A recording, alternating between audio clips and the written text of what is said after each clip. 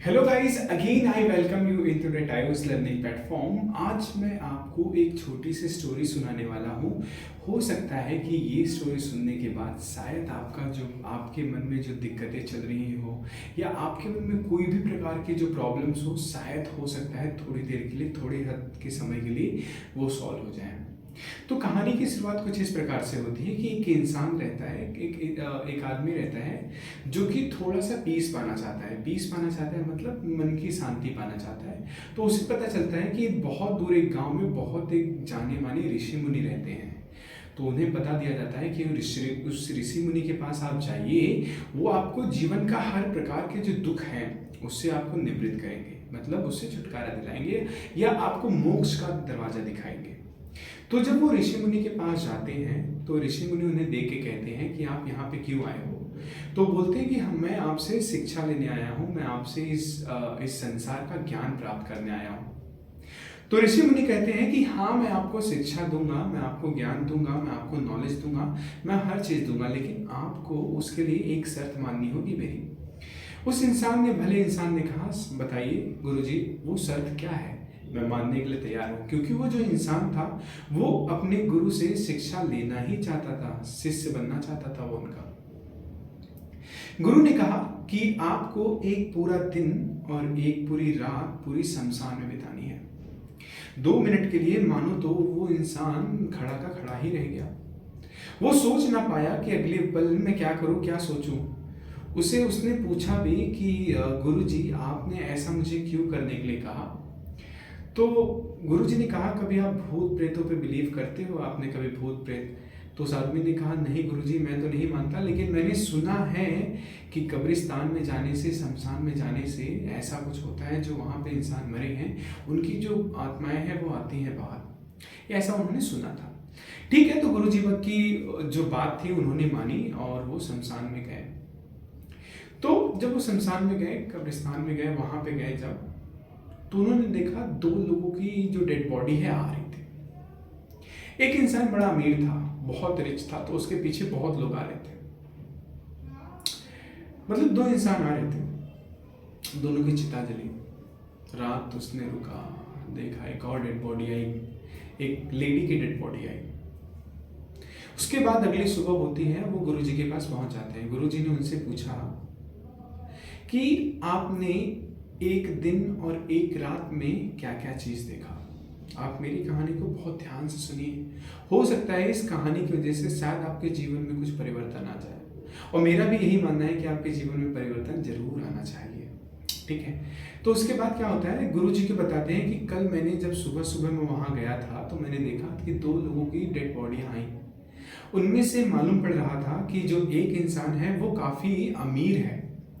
गुरुजी ने पूछा, कैसे, आप ये कैसे कह सकते हो। उन्होंने कहा, क्योंकि उनके जो बॉडी है उस पर बहुत सारे फूल, मालाएं, हार और काफ़ी सारे लोग थे। तो इससे समझ में आ रहा था कि ये वो इंसान बहुत ही अच्छा इंसान होगा, या बहुत फेमस इंसान होगा, या तो वो बहुत पैसे वाला होगा।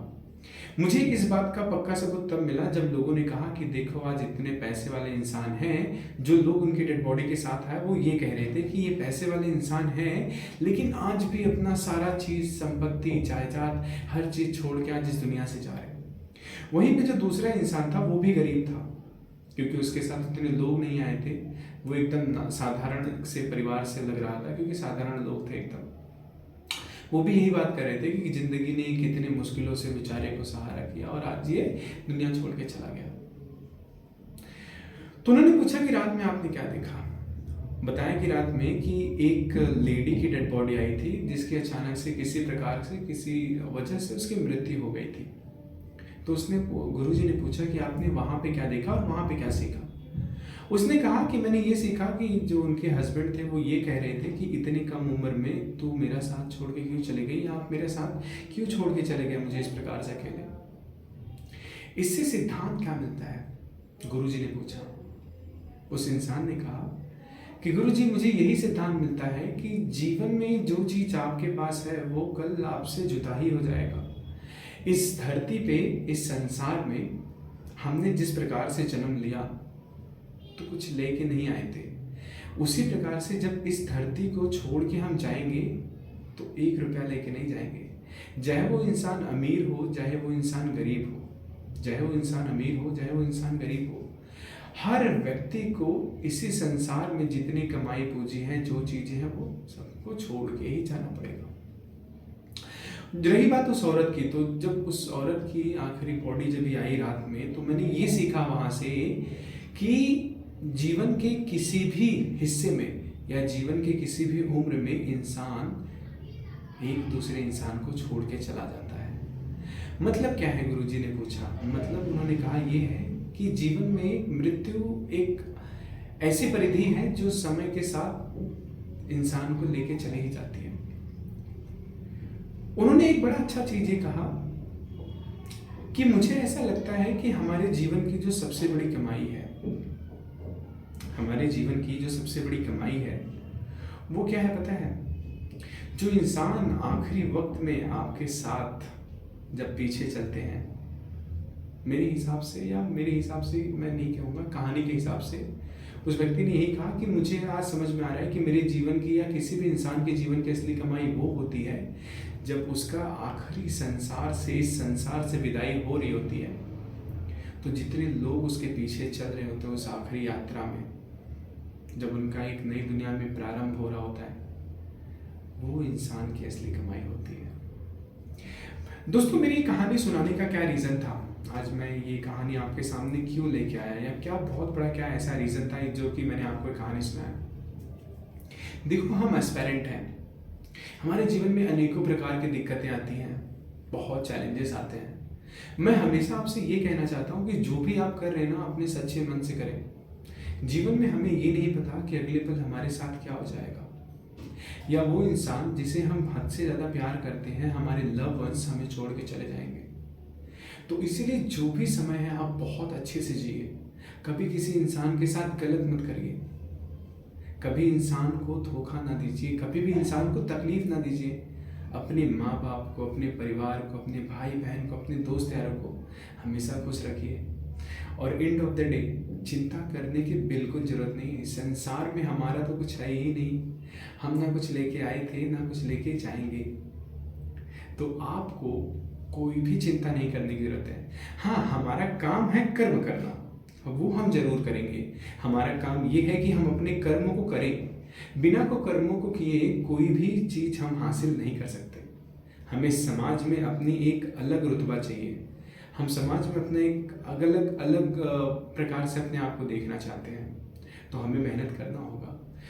इसी पॉजिटिव थॉट के साथ मैं चाहता हूं कि जो भी इंडिया में एस्पिरेंट है, चाहे वो आईएएस की प्रिपरेशन कर रहे हो, चाहे वो कैट की प्रिपरेशन कर रहे हो, चाहे वो बैंकिंग एग्जाम्स की प्रिपरेशन कर रहे हो, कोई भी प्रिपरेशन कर रहे हो, आप मेरी कहानी से जरूर सीख लीजिए कि जीवन में आपको कभी भी तकलीफ जितनी भी आए उसे हंस के सामना करिए।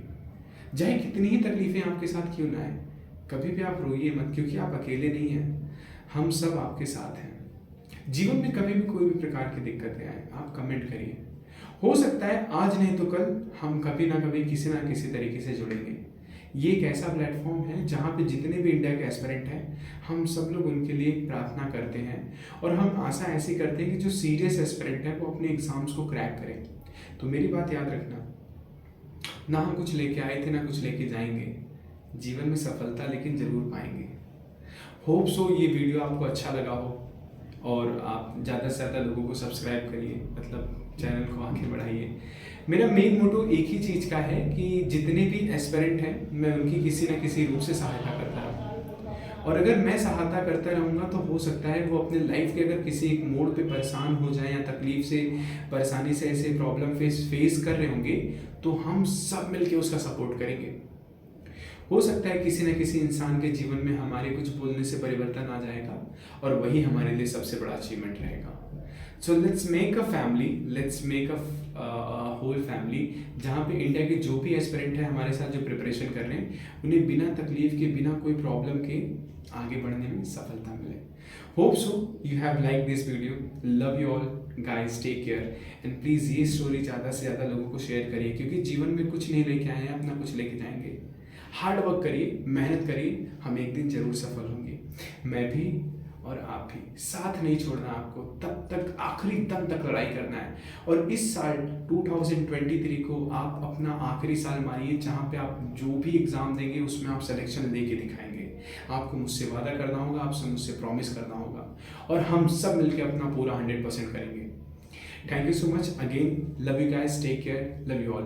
Hope so you have enjoyed this video. Thank you so much. Love you all. Take care.